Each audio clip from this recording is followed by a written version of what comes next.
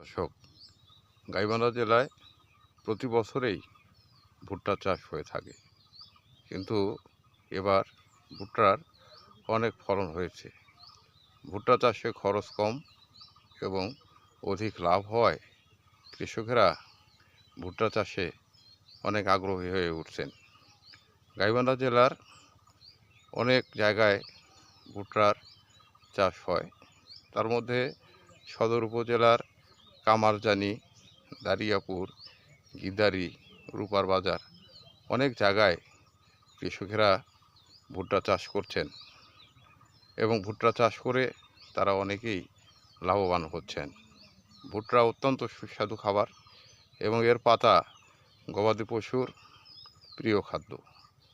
তো আমরা এ পর্যায়ে আপনাদেরকে নিয়ে যাব গাইবান্ধা সদর উপজেলার রূপার বাজার ইউনিয়নের একটি গ্রামে।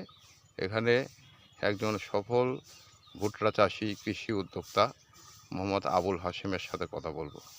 চলুন ঘুরে আসা যাক আবুল হাশেমের সাথে।